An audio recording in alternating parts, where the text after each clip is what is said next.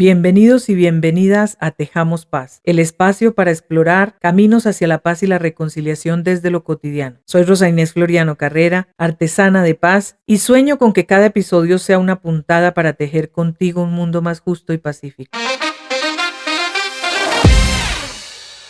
Muy buenas noches para todos los oyentes. En este episodio, todavía parte de la serie El poder transformador de la escucha en el tejido de la paz, hoy tengo una invitada muy especial, además alguien a quien aprecio mucho porque conozco su testimonio, porque compartimos también, somos parte de la comunidad de practicantes de construcción de paz en América Latina, caminando hacia la paz. A propósito, hago el comercial, invito a todos los oyentes para que ingresen a la página de la comunidad de práctica para que conozcan allí el esfuerzo de personas que desde nuestros distintos procesos de fe hacemos un esfuerzo por aportar a la construcción de la paz. Pero la invitada de hoy, muy especial, es la hermana Adriana Patricia Angarita Camacho. Ella es religiosa de la Congregación de Nuestra Señora de la Caridad del Buen Pastor. La hermana Adriana hace un servicio muy particular, muy especial. Admiro mucho su trabajo y la he querido invitar hoy porque justamente creo que alguien como ella, con su experiencia personal y su historia, nos puede hacer una enseñanza muy concreta sobre el bien que hace en muchas poblaciones en condiciones muy complejas de vida, la escucha. Una historia para contar. En esta primera sesión que Adriana nos cuente quién es, qué hace, cómo llegó a encontrar, a descubrir su vocación y cómo llegó a esta misión de prestar servicios de escucha en un trabajo muy particular, muy valiente y muy admirable que hace. Buenas noches, Rosa Inés. Muchas gracias por esta invitación. Estoy muy contenta de estar aquí y bueno, en el espíritu espero poderles compartir de mi experiencia y que contribuya al propósito de este podcast. Yo siento que desde muy pequeña y quizás podría decir que el sentido de mi llamado está en la palabra, a pesar de que era sorda. Y como todo sordo, hablaba como hablan los sordos. Es mucho hablar y sin realmente ni siquiera yo comprender lo que decía. Em, Amo el lugar de donde vengo, más conocí lo que significa la violencia intrafamiliar. Mi padre, un hombre con muchas cualidades y con muchas potencialidades, más alcohólico. Y con toda esta construcción patriarcal, machista. Y desde allí entonces papá tenía una manera de relacionarse conmigo, yo creo que desde el miedo y la inseguridad que significa la relación con una mujer y con una hija, porque incluso él decía que él no quería tener hijas mujeres. Hoy día tenemos una relación en la cual él me dice que, o sea, que yo no, ojalá no me vaya para ninguna parte, que ojalá esté ahí. Pero en ese momento de la historia con papá y ver cómo trataba a mi mamá y a mi hermanito mayor, me tocaba estar siempre en silencio y lo único que hablaban eran mis lágrimas, porque era la única forma que yo podía hacer. Sin embargo, cuando se me llegaba, se me subía la ira, entonces yo era la que salía a decirle a papá lo que yo pensaba. Así me tocará salir corriendo. Entonces, digamos que mi papá incluso ahí decía que aunque él no quería hijas, yo era la más parecida a él en medio de esto. Entonces ahí comencé a sentir como una fuerza que me movía y luego pasé la primaria, me iba muy mal académicamente, o sea, eso era casi de malas porque tampoco tenía buenas profesoras en el sentido de que no podían estar tiempo completo, terminaba muy mal, hasta que llegué a quinto primaria y conocí un profesor que se llama, o se llamaba porque no sé, Marco Fidel Suárez, que se llamaba como el presidente, por eso no olvido su nombre. Pero ¿por qué es significativo él? Porque resulta que él podía como leer a través de la actuación de los niños, como que se preocupaba por escucharnos. Y yo me acuerdo que él trataba de conversar conmigo y llegó tanto a como a verme, porque el tema de ver en una conversación me parece que es importante conocer al otro ser humano, que ese quinto de primaria fue totalmente diferente, donde salí sobresaliente y logré pasar a un colegio nacional. Y en ese colegio nacional donde están las religiosas de Nuestra Señora de la Caridad del Buen Pastor, allí quedaba al lado la cárcel de mujeres. Y yo escuchaba en medio de muchos momentos que había ruido en el colegio, pero para mí también había un silencio que me dejaba escuchar, a veces como la queja, el grito, los sonidos de la cárcel, y comencé a sentir como un deseo de pensar como en ellas, como sin comprender mucho, pero quería como saber qué podía como hacer, como ese sentido sobre la mujer y sobre la mujer en cárcel, pero yo no sabía cuál era como el ministerio que el Señor o qué quería Dios, incluso no sabía si Dios me hablaba porque tenía como una imagen de Dios, como me la enseñaron también, ¿cierto? Un Dios que me vigila, que me controla. Era como la idea que tenía. Y entonces, desde allí comencé, incluso antes, pensaba cada año, hacía como una promesa a Dios que si yo no entraba a la vida religiosa, joven, pues ya no entraba, porque había que dar la juventud, porque eso escuchaba en una canción. Entonces, el tema de escuchar la canción siempre me decía, que había que entregar la juventud. Y luego otra canción que para mí es muy significativa, El pescador. Entonces, me sentía como movida a ese llamado. Y así fue, se fueron suscitando, varias situaciones. Yo luego cuando decidí entrar a la vida religiosa, no quería que fuera con las hermanas, porque me daba como pena. Yo ya había trabajado y en el trabajo también comencé a ver la situación de las mujeres trabajadoras, de mis compañeras, y veía tantas cosas que me dolían. Y yo decía, ¿por qué las mujeres tenemos que vivir esto? Entonces seguí ahí como siempre esa idea, tuve novio, o sea, digamos, alcancé a vivir la experiencia de trabajar, de tener novio, o sea, pude ver la vida desde diferentes lugares, pero siempre había algo allí como que me movía y que me decía en mi interior que era algo más. Y entonces, no quería llegar al buen paso, pero una hija de mujer prostituida que era compañerita de trabajo mío, que yo no sabía que su mamá había estado en prostitución, sino que cuando me llevó a la casa yo ya supe que su mamá había sido acompañada por las hermanas del buen pastor por estar en contextos de prostitución. Y fue entonces desde ahí la que me trajo a la vida religiosa del buen pastor fue una mujer, hija de una mujer prostituida. Entonces, desde ahí yo sentí, no, es que Dios me está hablando, me está diciendo en concreto, aquí por aquí, me está dando señales, avisos, para cuál era mi camino.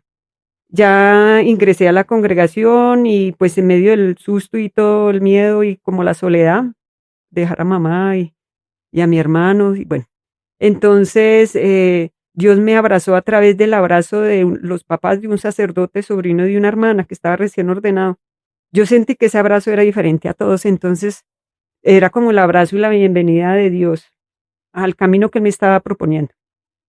Ya siguiendo este caminar, yo iba como descubriendo cada vez más clara mi opción hacia la mujer. Para mí al principio no era como tan clara, era como ambigua, porque yo, como amaba tanto a mi hermanito menor, pensaba que yo tenía como la tendencia de trabajar más por lo masculino, pero no, hasta las niñas, y cuando trabajé con niñas, adolescentes, me decía: "Hermana, ¿usted por qué prefiere a las niñas?". Yo prefiero a las niñas. Y entonces así me iba dando cuenta de esta opción por lo femenino, por la mujer y por las violencias que viven las mujeres. Hilemos fino con el invitado de hoy. Pues muchas gracias, hermana Adriana. Hilando fino con Adriana Patricia, con su historia vocacional. Yo encuentro como unas puntadas que pueden ser muy útiles para luego enlazar la trama. Por un lado, curiosamente y coincidencialmente con muchas de las historias que hemos traído a esta serie de La Escucha, hay una coincidencia, y es que cuando a las personas, al ser humano se le niegan los espacios de escucha. Con frecuencia, la forma en que manifestamos la necesidad de ser escuchados es hablar mucho. Tú decías, hablamos y hablamos mucho. Em, un elemento que me parece también muy rico para profundizarlo tal vez un poco mejor es cómo cuando en el ambiente familiar se experimenta la violencia, se impone como una cierta norma de silencio. Es decir, el silencio pareciera ser una imposición que la violencia produce. Y, y cómo justamente, aunque en el ambiente ya escolar, en la experiencia escolar, decías, me iba mal académicamente, pero es hasta el quinto grado donde encuentras a una persona sensible y con la capacidad de escucharte que hizo la diferencia y que hizo la diferencia en todo sentido, es decir, en ti como persona, pero también en tu desempeño y rendimiento académico. Y allí hizo que también tú empezaras a escuchar otras cosas, es decir, no solo el sentirte escuchada abrió tu oído para empezar a escuchar los sonidos de la prisión. Estudiabas, por lo que intuyo, en el colegio Lorencita Villegas, que quedaba al lado de la conferencia episcopal entre la cárcel de mujeres del Buen Pastor y donde todavía imagino que estaban las hermanas del Buen Pastor ahí. Y eso despertó una cierta voz en ti, lo que nosotros llamamos como la inspiración fundante o el llamado a la vocación. Después, ya en el ámbito laboral y en tus relaciones empezaste a identificar una realidad de un sistema patriarcal y de un sistema que incluso en lo laboral es violento con las mujeres, ejerce violencia contra las mujeres. Y eso fue también esculpiendo en ti la necesidad de trabajar para transformar un poco esa historia.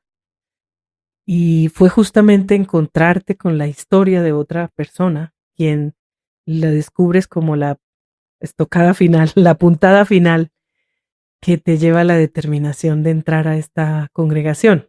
Y es justamente la hija de una mujer prostituida, acompañada por las hermanas del Buen Pastor, seguramente escuchar su historia. Todo está atravesado por la escucha. Escuchar la historia te confirma el deseo de servir a, digamos, a procesos liberadores, reconciliadores, pero sobre todo promocionales de las mujeres en un entorno que resulta hostil en el ámbito familiar, en el ámbito laboral, las relaciones humanas, en las relaciones sociales, culturalmente también agredidas. Y has dedicado tu vida a eso. Yo destaco esas puntadas, ¿no? Como la escucha, primero que la violencia intenta imponer la ley del silencio en todos los niveles. En la guerra, pero también porque a las víctimas es a las primeras que quiere silenciar.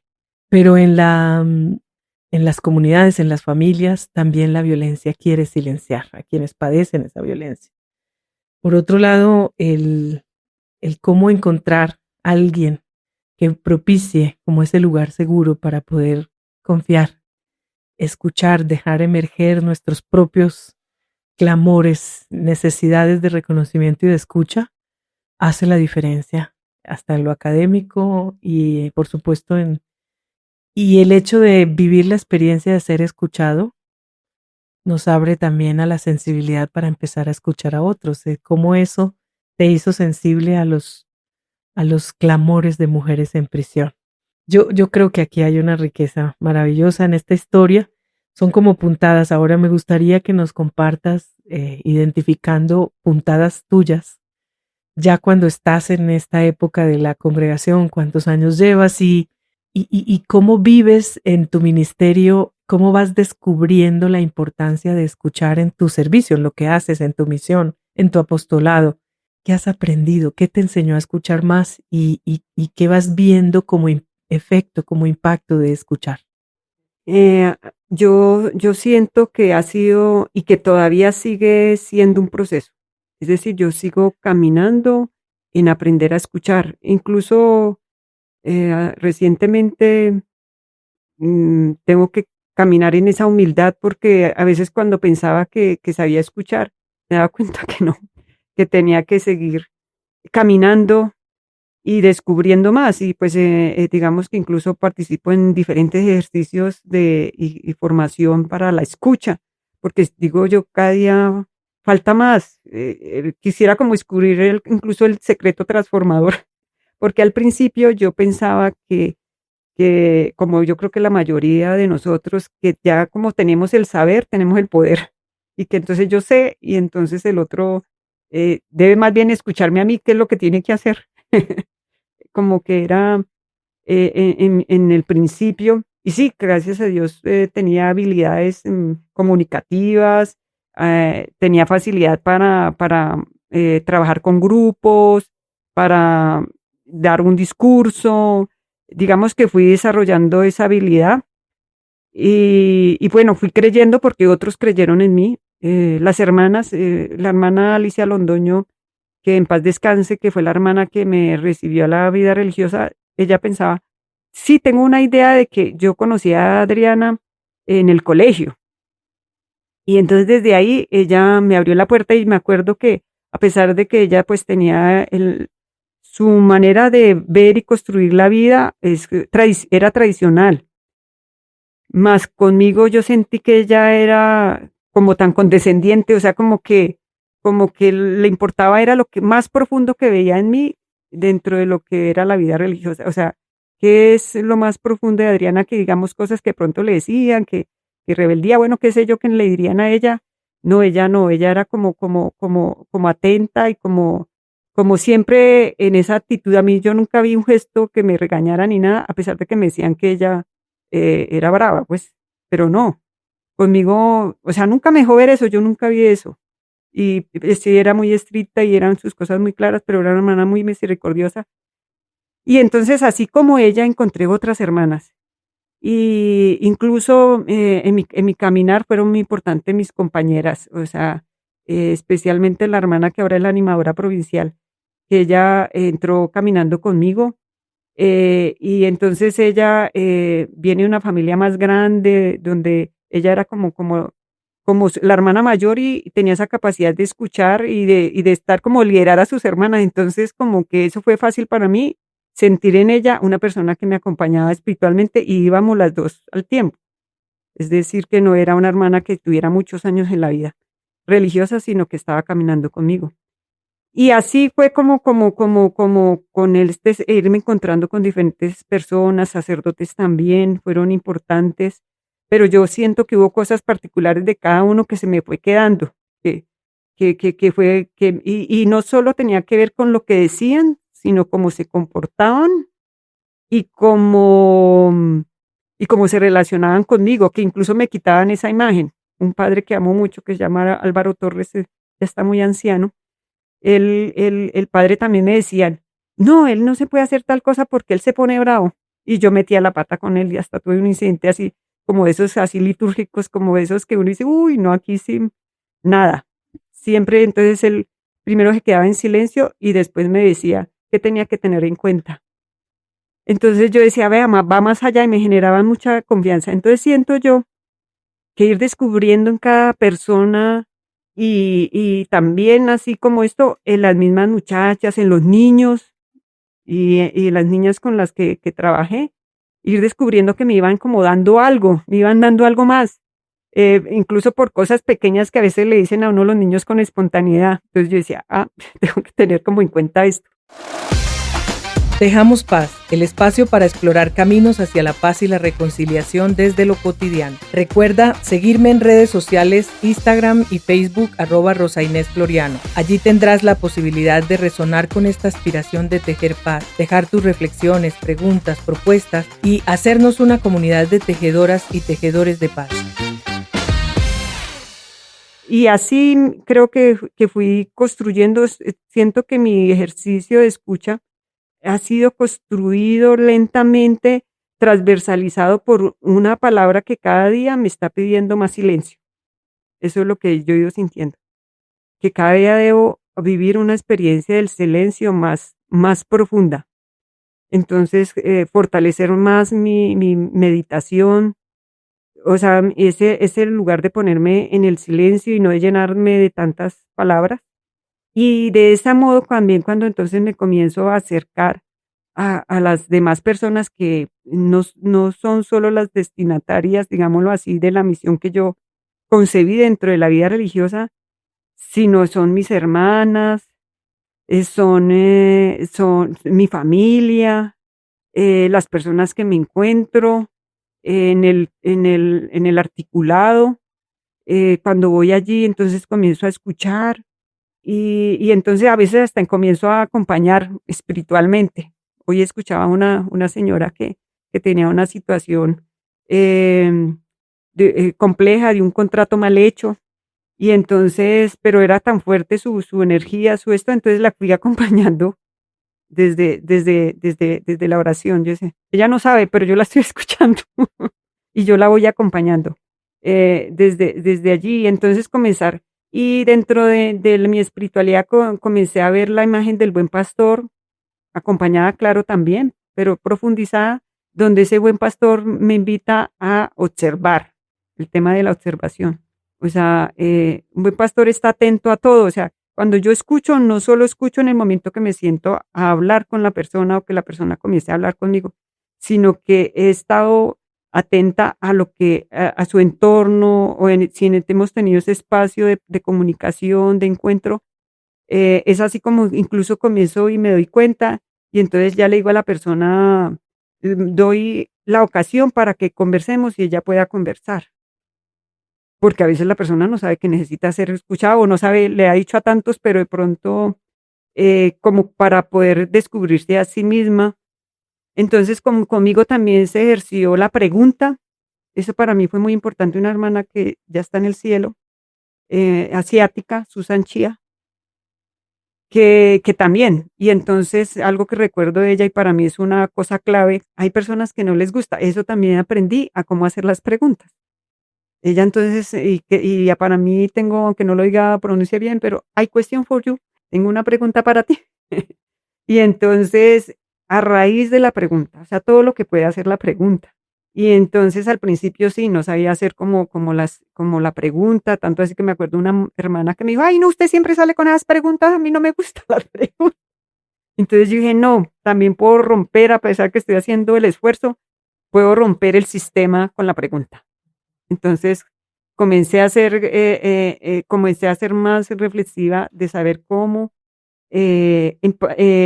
acercarme más desde otra manera y no teniendo tanto en mi cabeza lo que quisiera responder o creer que yo sé, sino ya ir soltando y dejando que realmente el momento vaya suscitando lo que realmente tiene que suscitar de acuerdo a que yo no juzgue ni interprete eso que se está dialogando. Enlazando la trama. Pues muchas gracias. Hay muchísimos elementos que nos has compartido para enlazar la trama. Por un lado, destacas que es un proceso, que no es un momento a secas, es un proceso de aprendizaje constante que exige fundamentalmente la humildad para escuchar sin juzgar y sin tener un interés en particular, es decir, sin querer aconsejar o querer guiar al otro por donde uno ve o quiere llevarlo. Es renunciar al poder que te da también estar del lado de quien escucha, y no del escuchado. Em, y que te ha servido mucho encontrar un ambiente seguro en tu propia congregación, es decir, la estructura eclesial a la cual perteneces. Porque creo que con frecuencia muchas de las crisis que atraviesan a muchas estructuras eclesiales es porque se están rompiendo por dentro de intentar sostener autorreferencialmente una estructura que hacia adentro a veces se vive con mucha conflictividad, con muchas formas muy monacales, verticales, de mucho autoritarismo, de luchas de poder, y que sin embargo, pues tienen que salir a la calle, a su misión, a tratar de dar una buena noticia que a veces no pasa por su propia experiencia o cuerpo congregacional. Pero tú nos dices, destaco y valoro el hecho de poder contar, el que he contado en mi historia vocacional con hermanas que siendo incluso autoridad, han sabido reconocerme, valorarme, contenerme, pero también escucharme. Creo que Eso hace toda la diferencia. También destaca sacerdotes. Y en los últimos elementos que logré así como captar de lo que nos compartes, así para enlazar la trama de este tejido que quiere ser este episodio, pues el descubrir que en cada persona escuchada es más lo que recibes que lo que das. Das tu silencio, das tu escucha, tu acogida, tu ver integral a la persona con la forma en que comunica todo lo que está queriendo compartir, pero creces con cada historia, aprendes de sus sueños, de sus luchas, del coraje con que afrontan sus vidas, crecen los vínculos, los niños, las mujeres que han sido acompañadas por ti, crece. Es decir, lo que emerge es una experiencia de acompañamiento a partir de la escucha. Y luego destacas un elemento que me parece también muy importante y es toda una espiritualidad que te ha permitido dotar de sentido este ministerio de la escucha. Es decir, la espiritualidad del buen pastor te ha permitido entender una escucha que brota del amor por el otro, de una opción por el hermano, por la hermana. Hacer de la escucha un lugar seguro donde tu silencio se vuelve acogida para la otra persona, donde escuchas sin un interés en particular, donde te permite también contemplar a Dios en la otra persona y luego dices el arte que representa en el servicio de la escucha, saber preguntar. Preguntas que requieren fundamentalmente de nosotros humildad y la capacidad reflexiva para poder hacer preguntas no incisivas, a veces no, sí, preguntas transformadoras sí, interpeladoras sí, pero preguntas que no ahonden en heridas o preguntas que no dañen o lastimen, digamos, la confianza de quien está siendo escuchado. Porque esto entra a ser parte de un proceso mucho más integral, que va mucho más allá de la sola escucha, que es el acompañamiento. Así es que en ese enlazar la trama me queda muy claro que efectivamente tenemos que seguir educando mucho el corazón, la escucha también se hace desde el corazón, el espíritu, porque hay que hacer de la escucha una oportunidad para vivir la caridad con el otro, es decir, construir un vínculo, ser un lugar de acogida para el otro. Se hace con los ojos, me has enseñado eso hoy. Se hace también con, no solo con los oídos, sino con el corazón, con el espíritu, con los ojos y por supuesto con todo lo que somos para poder acoger, abrazar la realidad del otro, para tejer contigo. Pues bien, yo creo que de este rico episodio vale la pena que no nos lo quedemos para nosotras dos nomás, sino que lo compartamos, invitemos también a otras personas que a lo mejor no tienen una opción vocacional, a lo mejor no saben qué es eso de ser religiosas o simplemente no les interesa, ni siquiera a lo mejor son católicos, no son creyentes, pero cómo a esas personas común y corriente de a pie, ¿qué crees que podemos invitarles para que allí en la cotidianidad, en su vida familiar, en su vida laboral, por todo lo que nos has compartido hoy, cómo podemos invitar a las personas más allá de su opción de vida, cómo pueden adiestrar o entrenar su corazón, sus ojos, sus brazos y sus oídos para una escucha verdadera y transformadora? ¿Qué invitación quieres hacerle a los oyentes de Dejamos Paz?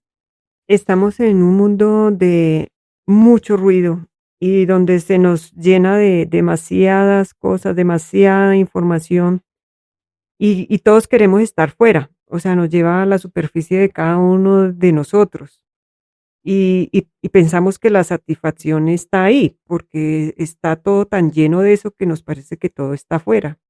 Y realmente lo que yo siento y cuando converso con las mujeres en contextos de alta vulnerabilidad, donde incluso nos salen con una sonrisa bajo unas condiciones de sol o lluvia en la calle, donde nos rodea situaciones de contaminación visual, basuras, digamos, dentro de uno de los contextos que he estado y ver cómo sonríen porque yo sonrío, o porque quien está conmigo está en esa actitud, porque esto contagia.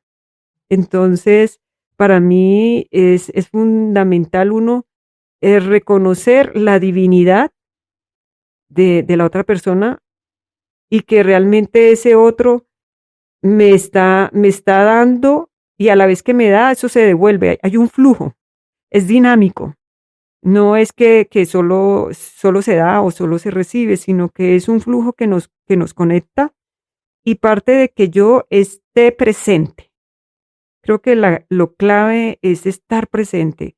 Puede que yo solo saque unos segundos para contactar con mamá, con papá, con mi hijo, con mi hija, con mi hermano, con mi amiga, con mi compañero de trabajo.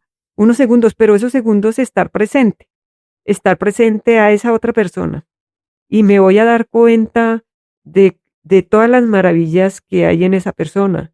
Eh, Cuando contemplo en el Transmilenio el articulado y veo las jóvenes y los jóvenes hoy con sus modos y sus estilos de ser, veo personas tan hermosas y yo siento que yo antes no veía eso.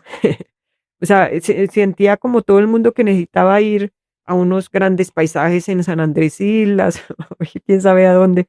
Y yo, no, qué maravilla, o sea, la maravilla está aquí mismo y me está permitiendo la escucha, escuchar con todo mi ser, con mis ojos, con mis oídos. O sea, incluso cuando pienso en las personas mi mente, entonces cierro los ojos y entonces escucho y digo, hay una riqueza desde allí. Entonces yo puedo vivir eso solo estando presente, estando en el aquí, en el ahora, porque además es el único real que tengo. Y ahí es donde estoy viviendo mi vocación porque puede que yo trasladándome, como le ha sucedido a una persona, no llegue al lugar donde estaba destinada a llegar, que además sí me ha pasado por diferentes cosas. Pero lo cierto es estar presente, presente para mí misma, presente para el otro. Y digo esto no porque ya los tenga totalmente construidas, sino porque lo estoy construyendo y siento que cuando vivo esos momentos, son de éxtasis, son de esos momentos de felicidad y gozarme eso, gozarme esa experiencia desde lo muy, muy pequeño que lo aprende uno de verdad en los niños, de poder gozarse. Para mí una flor exótica es lo que, ay, tan chévere la flor exótica, pero mi sobrina recogiendo un trébol y regalándome el trébol, eso es saber escuchar, es saber conectar y aprender con el otro y con la otra en la cotidianidad dentro de muchas posibilidades, pero es lo que me viene ahora. Pues muchas gracias. La hermana Adriana nos ha dejado una invitación muy concreta. Tenemos oportunidad de escuchar, también contemplando desde la mirada cálida, desde la sonrisa. También se vuelve una oportunidad para contactar con el otro, con la otra, que a veces va muy presuroso, llevando quién sabe qué peregrinaciones por dentro. Siempre hasta en esos lugares públicos donde hay tanta gente, tenemos siempre la oportunidad de hacernos presente de alguna manera. Y de esa alguna manera es también una forma de escuchar, de estar disponibles para la escucha. Y creo que eso pues hace toda la posibilidad de ir agudizando los sentidos de los que se nos han ido adormeciendo a punta de tanto ruido interno y externo. Así es que, mis queridos oyentes, muchas gracias también por acompañarme en este episodio de hoy. Muchas gracias, hermana Adriana, por regalarnos su tiempo, por tejer con nosotros desde su historia personal y muchas gracias por todo su testimonio.